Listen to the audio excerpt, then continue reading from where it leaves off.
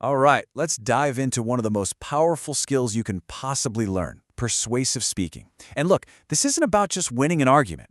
It's really the art of moving people, ethically and strategically, to change their minds or even take action. And believe me, it's a skill that is more critical right now than ever before.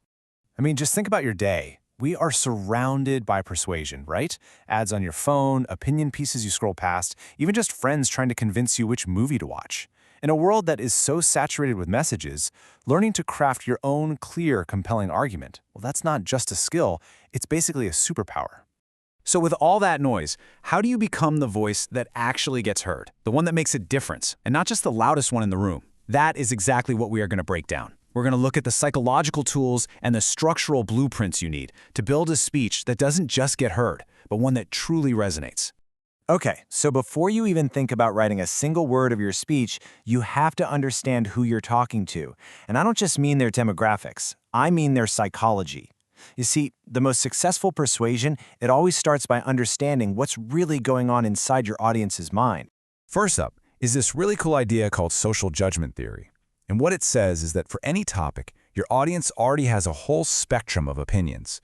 Some they find totally acceptable, some they're kind of neutral about, and some they will flat out reject. So persuasion isn't about this huge dramatic leap. It's about figuring out that acceptable range and working right there within it. See, if you push an idea that falls way out there in your audience's latitude of rejection, guess what? They're just going to shut down. You'll fail before you even get started. The real magic, the real opportunity for persuasion, that lies in their latitude of acceptance, or that kind of neutral middle ground, the latitude of non-commitment. That's your sweet spot. That's the zone where change is actually possible. So, the takeaway here is absolutely crucial. Persuasion is almost always incremental. You might not convince someone to totally change their major to a foreign language, but you might just persuade them to pick one up as a minor. You see? Aiming for a small, achievable shift is way more effective than pushing for some huge change that just makes your audience disengage completely. Okay, our next psychological tool is a big one, cognitive dissonance. We've all felt this. It's that uncomfortable feeling, that mental itch you get when your actions don't quite line up with your beliefs. You know, like believing you're an environmentally conscious person, but also knowing you don't really recycle. That conflict creates this tension, and humans are highly motivated to resolve it. And this is where you, as the speaker, come in. Your job is to gently create that dissonance. You can point out a conflict between a value the audience already holds and maybe a current behavior. And then you present your proposal as the perfect way to relieve that tension, to scratch that mental itch. Suddenly, your solution becomes their relief. All right, so we've looked inside the audience's mind. Now, let's talk about the heart of your message, the claim. Every single persuasive speech is built around one central idea you're trying to prove. So let's look at the different flavors of claims you can make.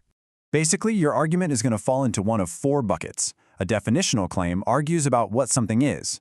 A factual claim argues whether something is true or false based on evidence. A value claim gets into morality. Is something right or wrong, good or bad?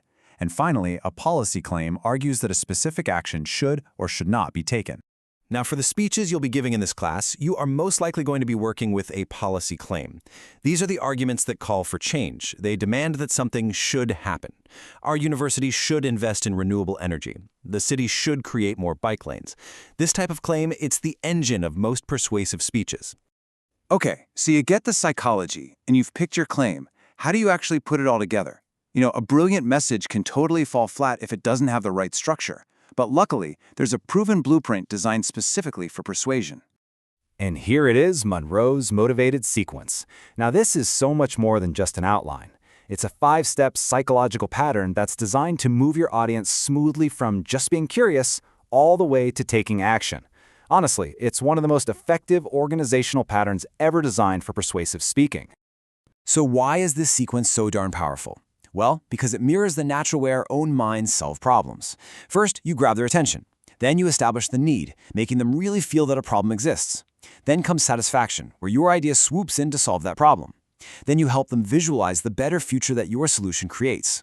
By the time you get to that last step, action, the audience is psychologically primed and ready to do what you ask. It just makes sense. Whew, okay, that was a lot of information. So let's boil it all down into a practical toolkit that you can use for your very next persuasive speech. Here it is, your persuasive checklist. First, understand your audience. Always aim for their latitude of acceptance instead of pushing too hard. Second, create that mental itch of cognitive dissonance, and then offer your idea as the scratch. Third, build your speech on a single, crystal-clear claim. And finally, use Monroe's motivated sequence as your blueprint to guide your audience from attention all the way to action. That is your recipe for success. So there you have it. You've got the framework. You understand the psychology, you understand the structure, and remember, this isn't just about getting a good grade on an assignment.